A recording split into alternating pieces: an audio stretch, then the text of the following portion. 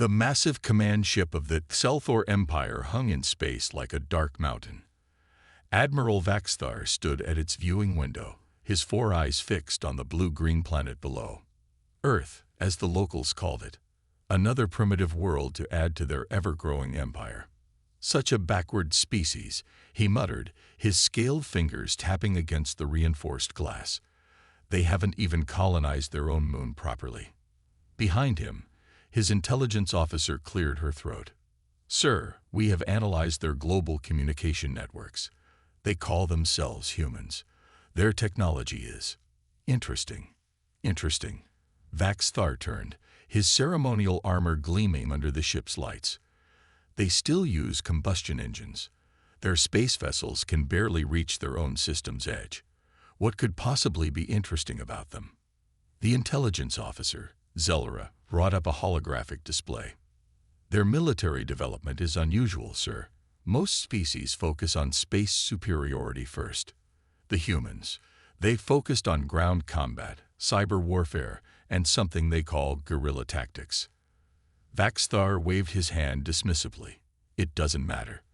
We have conquered 7,000 worlds. Our empire spans 3 galactic arms. Send them the standard conquest declaration. The message was simple and had worked for 10,000 years.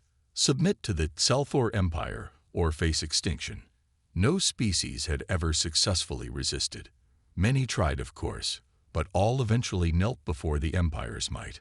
The bridge crew waited for the usual response, either immediate surrender or desperate threats. Instead, after just 3 minutes, a single message appeared on their screens. It was written in perfect Xelthor script, despite them never sharing their language with Earth. We strongly advise against this course of action. For your own safety, run. Silence fell over the bridge. Then, slowly, Admiral Vaxthar began to laugh. His deep, rumbling chuckle spread to his officers until the entire command deck was filled with the sound of Xelthor amusement. They tell us to run. Vaxthar wiped a tear from one of his eyes. Us? The Xelthor Empire. The conquerors of the Dracon Cluster. The vanquishers of the Mechid Collective. Sir, Zelra interrupted, her face serious. There's something else. The message. Our best systems can't trace its origin. It's as if it came from everywhere and nowhere at once. A primitive encryption, nothing more. The Admiral straightened his massive frame. Prepare the first wave. Standard invasion protocol. We'll show these humans what happens to species who dare to threaten the Empire. As officers rushed to carry out his orders, Vaxthar returned to the window. The planet looked so peaceful, so vulnerable. Yet something nagged at the back of his mind. In 10,000 years of conquest, no species had ever responded with such a simple warning. They usually begged, threatened, or tried to negotiate. Sir, it was Zelra again. I've been studying their entertainment media. They have thousands of stories about alien invasions. In every scenario, humans win. They seem to have been preparing for this. Fiction, Vaxthar snorted. Fantasy stories for children. Reality will teach them differently. The invasion fleet began to move into position. 100 ships, each capable of destroying a small continent. Standard procedure for bringing a primitive world to heel. As the fleet approached Earth's orbit, Vaxthar allowed himself a small smile. Soon, these humans would learn their place in the galaxy. Their strange warning would become nothing more than an amusing story to tell at Imperial gatherings. He had no way of knowing that in sending this fleet, he had just made the biggest mistake in Imperial history. The humans had indeed been preparing, not just for years or decades, but for centuries, and they had not been exaggerating. The Empire really should have. Admiral Vaxthar frowned at the holographic display showing Earth's orbit. Something wasn't right. There were no defensive ships, no military stations, only thousands of small satellites that his scanners classified as communication and weather monitoring devices. Where are their defenses? He asked, all 4 eyes narrowing. Surely they didn't think those primitive satellites could stop us. Lieutenant Kex, A young officer at the sensor station raised his hand nervously. "Sir, I'm detecting unusual energy patterns from those satellites. They're not matching any known configurations." "Of course they don't match known patterns," Vaxthar snapped. "These humans are primitives. Their technology is barely worth studying. Begin the standard orbital positioning." The invasion fleet spread out, taking up strategic positions around Earth. Standard protocol called for a show of force before the actual invasion, usually enough to make most species surrender immediately. From her station, intelligence officer Zelra studied the data streaming in. "Sir, those satellites, they're moving." "Moving?" Vaxthar turned to look at her screen. "Impossible. They don't have the technology for advanced orbital maneuvers." But they were moving. Thousands of satellites were shifting positions, creating complex geometric patterns around the invasion fleet. Still, they seemed harmless, just simple metal boxes with solar panels. "Sir," Lieutenant Kex's voice cracked with alarm. "The energy readings, they're spiking." Vaxthar opened his mouth to dismiss the concern, but the words never came out. The nearest battlecruiser, the pride of Selthor, simply vanished. No explosion, no debris. It was there one moment, gone the next. "What in the seven moons?" Vaxthar whispered. Before anyone could react, 2 more ships disappeared. Then 5 more. The satellites were pulsing with strange energy now, their formations creating intricate webs around the fleet. "Full retreat." Vaxthar roared. "Get us out of this orbit." But it was too late. The satellites had boxed them in with invisible fields of force. Ships tried to jump to hyperspace, only to find their drives wouldn't engage. Emergency thrusters fired desperately as captains tried to break free of Earth's orbit. Zeldra's fingers flew over her console. "Sir, I'm detecting. It's impossible. These satellites, they're creating micro-singularities, controlled black holes. They're literally folding space around our ships." One by one, the proud vessels of the Imperial fleet vanished, pulled into pocket dimensions by technology that shouldn't exist. Of the 100 ships that entered Earth's orbit, only 40 remained after 10 minutes. "Message from Earth," Kex announced, his voice shaking. "Text only." On the main screen, words appeared. "That was warning shot. Again, we advise. Run." Vaxthar gripped his command chair, scales pale with rage and fear. "Get us out of here. Full emergency retreat. Now." The surviving ships fled, their crews shaken by what they'd just witnessed. As they regrouped at the edge of the solar system, Vaxthar stared at the tactical display in disbelief. 60 ships, gone, without a single shot fired, without any visible weapon. "Sir," Zelra approached carefully. "I've analyzed what data we could gather. Those weren't just satellites. They were nodes in a weapon system we've never seen before. The humans, they turned their entire orbit into a trap." Vaxthar's response was cut off by an alert from the communications officer. "Priority message from High Command, sir. They're sending the main battle fleet. All of it." As the Admiral processed this news, he caught Zelra's worried expression. For the first time in his career, he wondered if perhaps they were underestimating their opponent. But surely the main fleet, thousands of ships, the pride of the Empire, would be enough to crush these upstart humans. He had no way of knowing that the orbital defense grid was just the first layer of humanity's preparations, and the next layer would be much, much worse. Grand Marshal Cathak stood before the gathered fleet commanders, his massive frame tense with anger. The holographic display behind him showed Earth, rotating peacefully as if it hadn't just destroyed 60 Imperial ships. "This humiliation will not stand," he growled. "We have brought 5,000 ships. The humans will learn what it means to challenge the Empire." Admiral Vaxthar, now demoted after his failure, spoke up from the back. "Sir, with respect, something about their technology doesn't make sense. Those satellites." "Silence." Kvax roared. "Your cowardice cost us 60 ships. Now watch how real warriors handle this primitive world.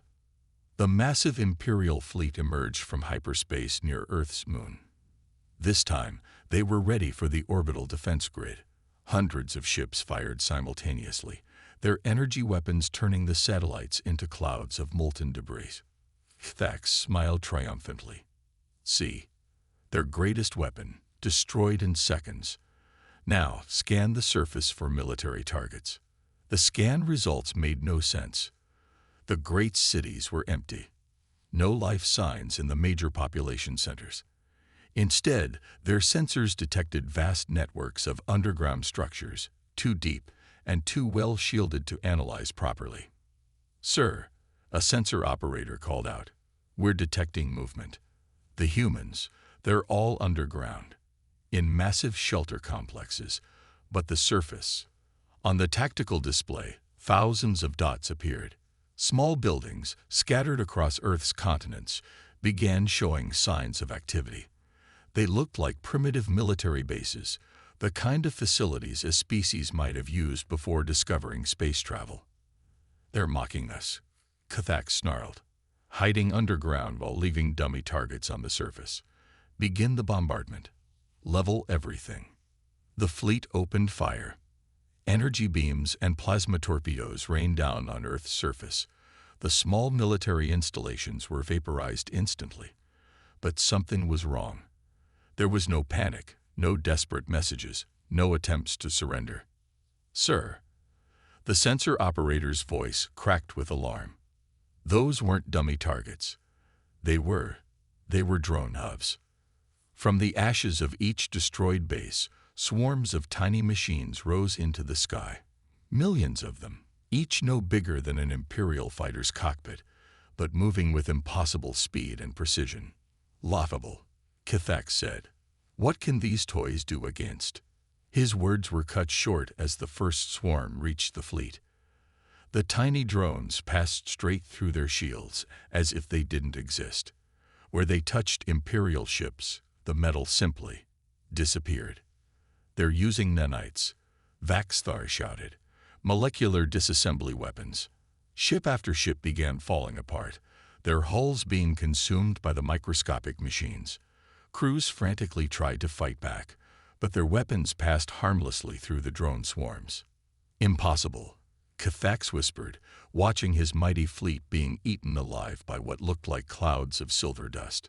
No species at their level should have this technology. A message appeared on every screen in the fleet. "This is your final warning. The next wave won't stop at your ships. Leave our space. Do not return." K'Thax ordered an immediate retreat.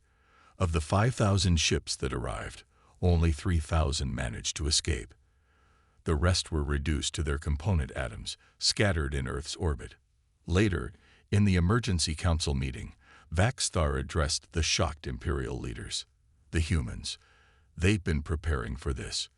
Those bases weren't primitive. They were deliberately designed to look harmless. Everything about them is deceptive." An elder council member spoke up. "Then we must bring the full might of the Empire. Every ship, every warrior." "No," Vaxthar interrupted. "Don't you see? This was another warning shot. They could have destroyed us all. They're not fighting a war. They're teaching us a lesson, and I fear the next lesson will be far more painful." In orbit around Earth, the silver clouds of nanites reformed into new defensive satellites, replacing the ones destroyed. Deep underground, humanity's real weapons remained untouched. The Imperial ground forces moved cautiously through the ruins of what was once New York City. Captain Zexstar led his squad through empty streets, their advanced armor systems scanning for any sign of human resistance. "I don't like this," his second-in-command muttered. 3 days on the surface, and we haven't seen a single human. Not one." They had managed to land troops after saturating the area with electromagnetic pulses, hoping to disable any more nanite swarms. The Empire had committed 2 million soldiers to this ground invasion, determined to find and destroy the underground human bases. "Movement ahead," one of his soldiers reported. "Small heat signature. Might be a survivor." Zextar raised his hand, signaling the squad to stop. In the shadow of a damaged building, a small figure darted between debris. It looked like a child's toy. A simple robot dog. Just primitive automation, Zextar said. Ignore it. The robot dog turned its head and blinked. Suddenly, every piece of Imperial technology, their weapons, armor, and communications, shut down completely. What's happening? Zextar tried to restart his suit's systems. Nothing responded. From the shadows of every building, more robot animals emerged. Dogs, cats, birds, all looking like simple toys. Then the ground began to vibrate. Run! Zextar screamed, but it was too late. The street beneath them turned liquid, swallowing his entire squad. They didn't fall far, just 10 feet down into some kind of containment gel, but they were trapped, unable to move. A human voice spoke from somewhere above, speaking perfect Imperial standard. Good evening, gentlemen. Welcome to your new temporary home. Across the planet, similar scenes played out. Entire Imperial battalions found themselves trapped in impossible ways. Some were frozen in time fields. Others were teleported into comfortable prison cells. Many simply fell asleep instantly when strange music played from hidden speakers. In orbit, Grand Marshal Cathax received increasingly desperate reports. Sir, we've lost contact with the 5th Division in what they called Europe. The 3rd Army in Asia reports the buildings are moving. Actually moving and rearranging themselves. Sir, the 7th Corps in Africa says the sand itself is fighting them. Cathax slammed his fist on his command console. Where are they? Where is the human army? As if in answer, screens across his ship lit up with a simple message. We are everywhere. We are nowhere. Your empire never understood true warfare. On the surface, Captain Zextar and his squad floated in their containment gel, watching in amazement as a human finally appeared, walking through a wall as if it were air. Let me explain something, the human said, sitting cross-legged in midair. Your empire fights with ships and soldiers. Very traditional. Very honorable. She smiled. We humans, we turned our entire planet into a weapon. Every grain of sand, every building, every toy you see, they're all part of our defense system. Impossible, Zextar whispered. No species could achieve such integration. We had centuries to prepare, she replied. We saw you coming long ago. Every child's toy, every pet robot, every self-driving car, all of them ready to become weapons when needed. We don't need armies. We made our civilization itself into our defense. In orbit, Cathax received the final report. In just 1 week, the Empire had lost contact with 1.8 million ground troops. Not dead, just captured. And now strange energy readings were appearing in the Kuiper Belt, far beyond Earth's orbit. Sir, his sensor officer said, voice shaking. I don't think those were their real weapons at all. Something much bigger is waking up out there. The human on Earth smiled at Zextar and his squad. Don't worry. You'll be treated well. And you might want to warn your leaders. What comes next isn't a defense. Now we show you what human weapons really look like. Grand Marshal Cathax stood frozen in horror as new sensor readings flooded his command screens. The empty space around Earth's solar system was coming alive. Thousands of objects were appearing out of nowhere, emerging from what seemed like tears in space itself. Impossible, he whispered. Our scans showed nothing out there. His science officer, trembling at her station, spoke up. Sir, they were there all along. Just out of phase with normal space. The humans have mastered dimensional shifting. The objects revealed themselves, sleek black ships, each barely visible against the darkness of space. They moved in ways that violated every law of physics the Empire understood. Some simply disappeared and reappeared at will. Others seemed to exist in multiple places at once. Sir, the communications officer called out. Message from the human fleet. A calm voice filled the bridge. Your empire sought to teach us submission. Now let us teach you about humanity. The black ships attacked. They didn't fire energy weapons or launch fighters. Instead, they released what looked like small silver spheres. When these spheres touched Imperial ships, entire sections of the vessels simply ceased to exist, carved away with surgical precision. How? Cathax demanded. How are they doing this?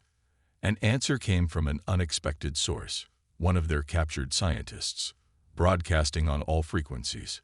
The humans. They've mastered consciousness transfer. Those ships aren't crewed by physical beings. They're operated by human minds, uploaded into quantum computers. They can think and react at the speed of light. The Imperial fleet, already reduced from its original strength, began to crumble. Their weapons passed harmlessly through the human vessels. Their shields might as well have been paper. Even their fastest ships couldn't escape. The humans had somehow manipulated gravity itself, creating invisible webs that caught and held their prey. Sir, his tactical officer's voice cracked with panic. They're not just attacking us. Other human ships have jumped to hyperspace. They're hitting every major Imperial military base in this sector, simultaneously. Cathax watched in disbelief as reports flooded in. Shipyards, supply depots, command centers, all under attack at the exact same moment. The humans hadn't just prepared to defend Earth. They had mapped out the entire empire and planned a comprehensive counterstrike. A new message played across all Imperial frequencies. Your empire spans 3 galactic arms. Impressive. We mapped them all.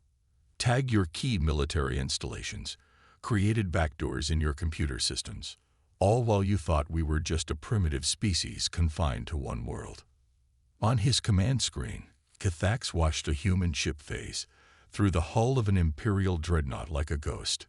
Moments later, the mighty vessel's engines died, its crew unharmed, but its systems completely destroyed. All ships, retreat-to. Cathax's order was cut short as his own flagship systems suddenly locked up. On his screen, lines of human code rewrote his ship's operating system in seconds. The same calm voice from earlier spoke again. Your weapons are now disabled. Your engines will only take you where we allow. The Empire's military infrastructure is being systematically dismantled across 50 light-years of space. We suggest you consider your next actions very carefully. In the silence that followed, Cathax finally understood. The humans hadn't built a military to match the Empire's. They had evolved beyond the need for traditional warfare entirely. Every weapon, every tactic the Empire had developed over 10,000 years meant nothing against an enemy that could simply ignore the laws of physics.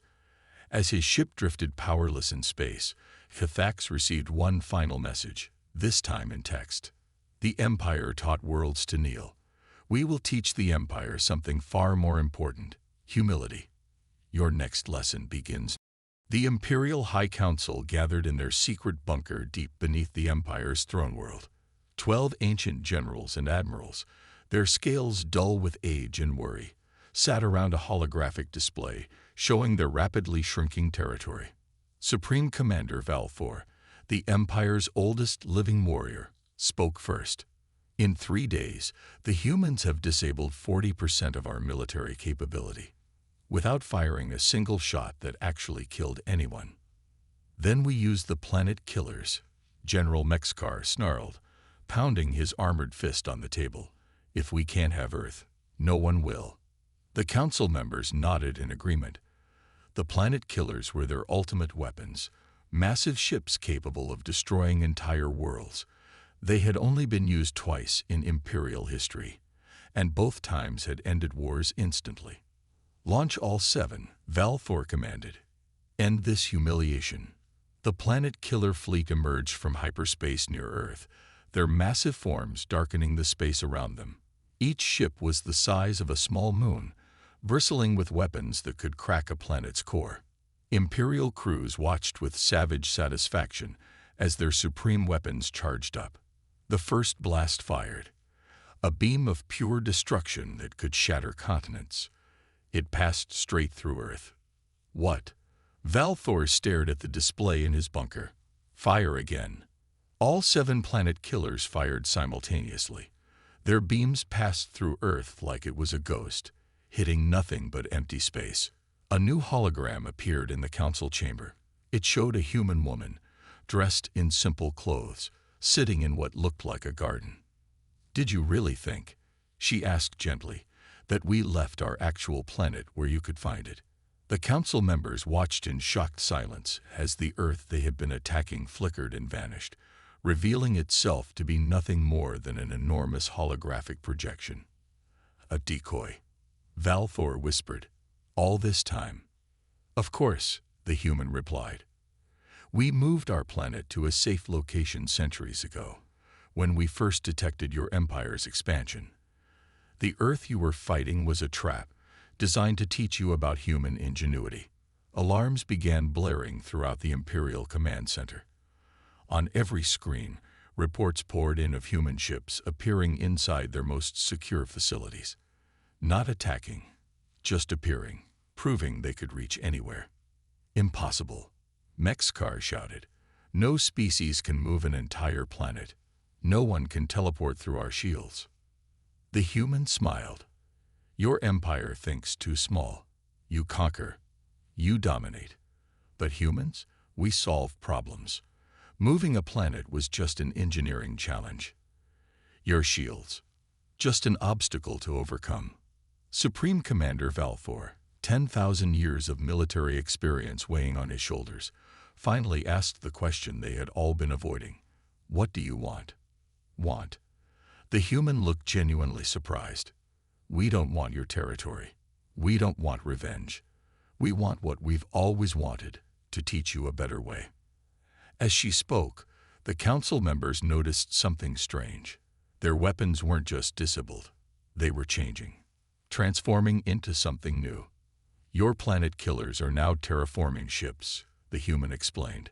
"Your warships are becoming exploration vessels. We're not destroying your technology. We're showing it its true purpose." Valthor looked at his fellow council members, seeing the same realization in their eyes. They hadn't just lost a war. They had been shown, step by step, how primitive their understanding of the universe truly was. "The real Earth," the human continued, "will return to its original position once you understand our lesson. Your empire isn't ready for visitors yet, but we'll be watching, teaching, helping you grow." After all, she smiled warmly, that's what advanced civilizations should. 5 years after the war that wasn't really a war, young diplomat Sexna walked through the gardens of the new Human Imperial Cooperation Center. The building, a beautiful blend of imperial and human architecture, stood as a symbol of the changes that had swept through the galaxy. She approached a human sitting on a bench, watching the twin suns set. His name was David Chen, one of the architects of what historians now called the Teaching War. "I still have questions," Sexna said, sitting beside him. "My grandfather was on the Imperial Council during the conflict. He never fully explained what happened to Earth." David smiled. "Your people tried to invade a hologram for months. The real Earth was elsewhere, in a pocket dimension we created. We had to move it back very carefully. Took almost a year." "But why?" Sexna asked. "Why go through all that trouble? You could have simply destroyed the Empire." "Because destruction is easy," David replied. "Teaching is harder. Look around you now." Sexna did. Where once there had been military bases, now stood research centers. Former warships had been transformed into exploration vessels, their crews learning to study space rather than conquer it. "Your people were warriors for 10,000 years, David continued. "We couldn't just defeat you. That would have only taught you to fear. We needed to show you a better path." Above them, a former Imperial planet killer, now a terraforming ship, worked to restore life to a world damaged by ancient wars. Its crew was a mix of humans and Imperials, working together. "But how did humans become so advanced?" Sexna asked. "Our records show you were primitive just a few centuries ago." David laughed softly. "We weren't primitive. We were preparing. Every war movie, every science fiction story. They were all training simulations. Every piece of technology we built was designed to be converted to defense if needed. We turned our entire civilization into a teaching tool. A group of Imperial children ran past them, playing with what looked like simple toy robots, the same kind that had helped capture Imperial troops during the war. Your empire thought power came from conquest, David said. We learned it comes from adaptation, from solving problems. Every technology we developed had a peaceful primary purpose and a defensive backup use. Zexna pulled out her tablet, showing the latest statistics. The Empire's economy had tripled since the war. Scientific breakthroughs were happening weekly. Poverty was disappearing as former military resources were turned to civilian needs. There's one thing I still don't understand, she said.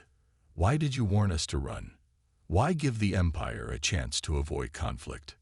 David's expression grew serious. Because the alternative would have been tragic. We didn't want to teach you through pain. The warning was genuine. If you had just turned around, we would have contacted you peacefully later. He stood, gesturing at the magnificent sunset. Your empire spent 10,000 years asking, how can we conquer this? We spend our time asking, how can we understand this? That's the difference. That's what we wanted to teach. Zexna thought about her grandfather's last words before he died. The humans didn't defeat us. They upgraded us. As the sun set, a message appeared in the sky, a holographic reminder of the new age. It showed the symbols of humanity and the Empire, intertwined, with words beneath in both languages. Together, we explore. Together, we learn. Together, we grow. David turned to leave, then paused. Your grandfather asked me once why we showed mercy after winning. I told him the truth. The galaxy is too small for empires, but just right for friends. I'm glad he lived long enough to see I was right. In orbit above them, Earth floated peacefully in its original position. No longer hidden, no longer afraid. Not a conqueror, not a victim, but a teacher, and the lessons were only beginning.